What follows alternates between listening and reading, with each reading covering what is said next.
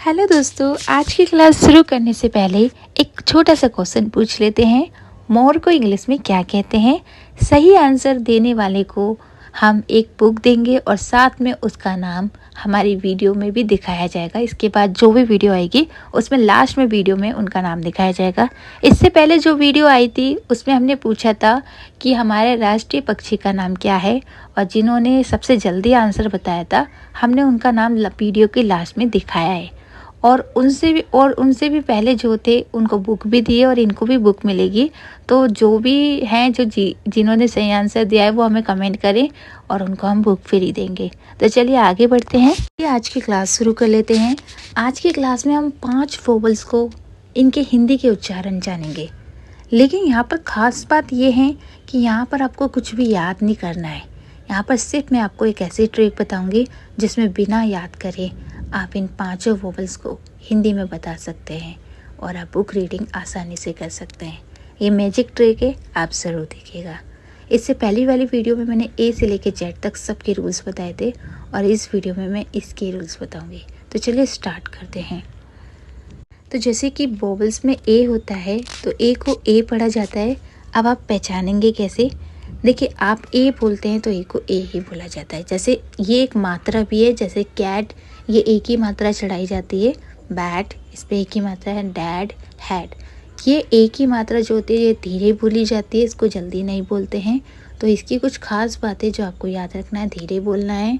इसको छोटा ए पढ़ा जाता है लेकिन इसको बड़े ए में भी काउंट किया जाता है क्योंकि ये धीरे बोला जाता है।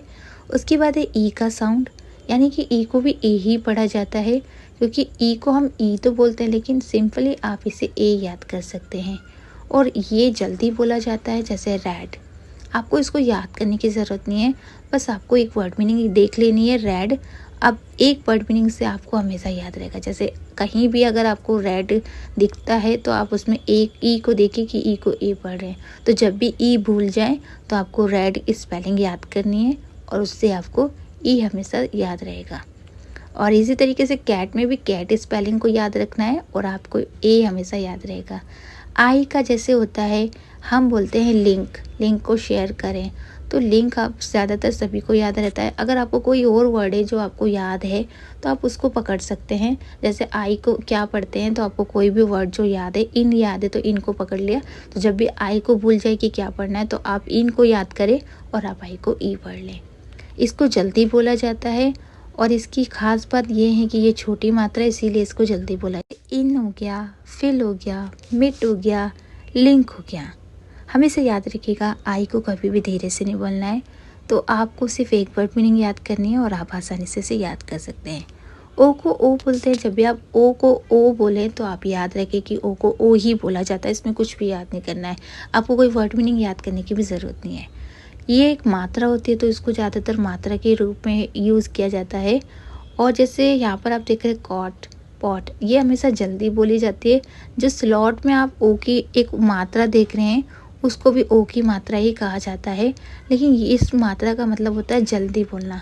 तो कहीं पर भी इंग्लिश में आपको इस तरीके की मात्रा दिखे तो आप समझ जाइए कि इसको जल्दी बोला जाए। चूँकि डाउट्स भी होते हैं कि मैम ये ओ की मात्रा कौन सी मात्रा समझ में नहीं आती, तो ये ओ की मात्रा, उसमें क्या फ़र्क है? इसमें यही फ़र्क है कि ये इंग्लिश मात्रा है। इंग्लिश में ओ की मात्रा को ऐसे लिखा जाता है और इसका मतलब होता है जल्दी बोलना। समझ में आया? चलिए अब आगे जाने। उसके बाद यू को यू पढ़ते हैं। यहाँ पर मैं सिर्फ सिंपल तरीका बता रही हूँ, आपको बहुत सारे रूल्स नहीं समझा रही हूँ। आपको पहले पार्ट में सिर्फ यही याद करना है, उसके बाद आपको इसके डिफ़िकल्ट पार्ट्स लेने हैं, वो मैं इसके बाद कराऊंगी पार्ट 2, जिसमें मैं आपको इसके सारे ऑल चैप्टर समझाऊंगी।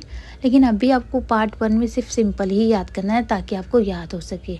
तो यू को यू पढ़िए। और इसका एक और चीज़ है जो आपको पता हो कि खास बात ये है कि इसको हमेशा धीरे बोला जाता है। जैसे यू तो आप धीरे ही बोलेंगे क्योंकि ट्यूब, तो लेकिन खींच के बोला जाता है। म्यूट, क्यूट, फ्यूम, तो हमेशा याद रखिएगा यू को यू पढ़ते हैं और इसे धीरे बोला जाता है।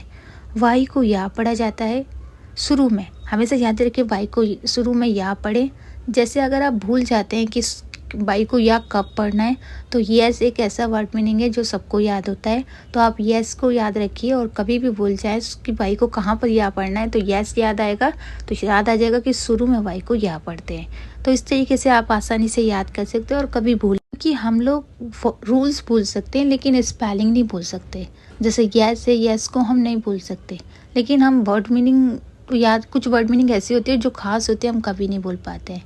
तो आपको उन वर्ड मीनिंग को पकड़ के याद करना है।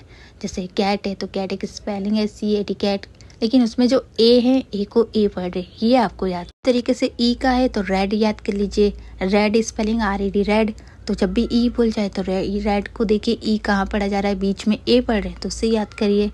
बहुत सारे तरीके हैं लेकिन ये सबसे अच्छा तरीका लगा इसलिए मैंने आपसे। आई है तो आई में आप इज लिख सकते हैं, IS इज होता है तो आई को ई पढ़ा जा रहा है तो आई को इस तरीके से याद करिए। ओ है तो ओ को तो आपको याद करने की ज़रूरत ही नहीं है, ओ को ओ ही पढ़िए। उसके बाद यू है तो यू को यू, जो यू मुँह से ही यू निकल रहा है तो यू हो गया। वाई का कन्फ्यूजन है तो यस याद कर लीजिए। कोई भी वर्ड मीनिंग जो आपको याद है उसको ही पकड़ लीजिए, फिर देखिए कैसे याद होगा। अब आगे बात कर लेते हैं आज का, जो हमने इससे पहले जो वीडियो में क्वेश्चन पूछा था कि हमारा राष्ट्रीय पक्षी कौन सा है, तो मोर बताया था। काफ़ी लोगों ने मोर बताया था, लेकिन जिन्होंने सबसे पहले आंसर दिया था उनका नाम है राजकुमार शर्मा जी ने बिल्कुल सही आंसर दिया है। ऐसा नहीं कहेंगे क्योंकि बहुत सारे लोगों ने आंसर दिया है और इन्होंने भी सही आंसर दिया है, गलत तो नहीं दिया है लेकिन जल्दी भी दिया है। तो आपको हमने यहाँ पर नाम दिखाया है और आप फ्री बुक ले सकते हैं। आपको हमारे व्हाट्सअप नंबर पे मैसेज करना है और अपना नाम लिख के भेजना है, हम आपको फ्री बुक दे देंगे। आप भी ज़रूर आंसर दें ताकि आप लोग भी इनकी तरह अपना नाम स्क्रीन पे दिखा सकें और आपको भी फ्री बुक मिल सके। हमारी थोड़ी सी जानती हूँ कि बहुत इजी क्वेश्चन होते हैं तो आप आंसर देने में फिर भी लेट करते हैं, ये बहुत गलत बात है। आपको आंसर देना चाहिए। आपकी कोई और डाउट भी हो तो आप कमेंट करिए, पूछिए हमसे, आपका हक है, आप पूछ सकते हैं। और एक और चीज़ बोलूँगी कि आज की ट्रिक कैसी लगी ज़रूर बताएं।